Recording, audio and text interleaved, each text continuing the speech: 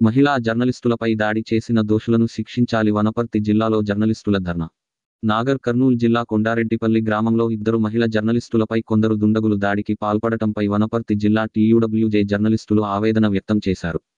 గురువారం రాత్రి వనపర్తి జిల్లా కేంద్రంలోని రాజీవ్ చౌక్లో జర్నలిస్టులు నినాదాలు చేస్తూ నిరసన వ్యక్తం చేశారు. ఈ సందర్భంగా వనపర్తి జిల్లా టీయూడబ్ల్యూజే 143 యూనియన్ అధ్యక్షులు బక్షి శ్రీధర్ మాట్లాడుతూ సీఎం సొంత గ్రామంలో మహిళా జర్నలిస్టులపై దాడి చేయటం జర్నలిస్ట్ లోకాన్ని ఆవేదనలో ముంచిందన్నారు.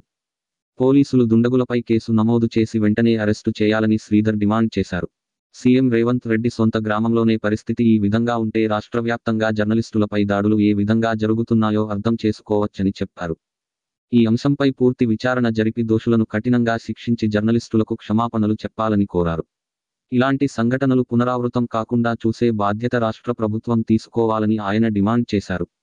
కార్యక్రమంలో టీయూడబ్ల్యూజే 143 యూనియన్ నాయకులు దిండి నగేష్, రాష్ట్ర నాయకులు V Narasimha Reddy, Modala Chandrasekhar, ABN reporter Jani Sunkari, Ramesh, గోర్ల రాజు, శ్రీనివాస్ యాదవ్, ఈశ్వర్ రాము, అశోక్ కుమార్ రెడ్డి, శ్రీను, జియా, శ్రీకాంత్ తదితరులు పాల్గొన్నారు.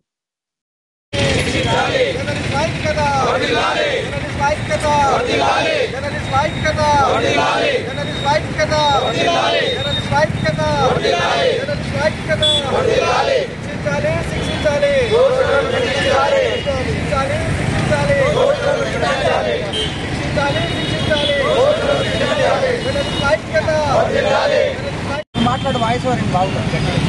నాగర్ కర్నూల్ జిల్లా కొండారెడ్డిపల్లి గ్రామం, రాష్ట్ర ముఖ్యమంత్రి రేవంత్ రెడ్డి గారి స్వగ్రామము. అయితే ఆ గ్రామంలో కొందరు రైతులకు రుణమాఫీ రాలేదన్న అంశంపై ఇద్దరు మహిళా జర్నలిస్టులు ఆ గ్రామాన్ని సందర్శించడం జరిగింది. అయితే ఎవరైతే రైతులు వారి బాధలను చెప్పుకుంటూ ఆ యొక్క జర్నలిస్టులతో మాట్లాడుతున్నారో ఆ సందర్భాన్ని తీసుకొని కొందరు దుండగులు మహిళా జర్నలిస్టులని చూడకుండా సరిత, అదేవిధంగా విజయారెడ్డిపై దాడి చేశారు. వారి కెమెరాలను లాక్కోవడంతో పాటు వాళ్ళు అప్పటి వరకు రికార్డ్ చేసినటువంటి చిప్పులను లాగేసుకొని వారిని విచక్షణారహితంగా అక్కడి నుంచి తోసేయడం జరిగింది.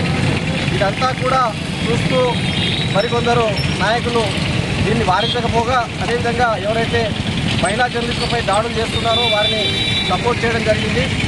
ఈ అంశాన్ని మేము వనపర్తి జిల్లా తరఫున తీవ్రంగా ఖండిస్తున్నాము. ఎవరైతే దాడి చేసి మహిళలను గాయపరిచారో వారిని వెంటనే అరెస్ట్ చేసి వారిపై కఠిన చర్యలు తీసుకోవాల్సిందిగా ఈరోజు డిమాండ్ చేస్తున్నాం.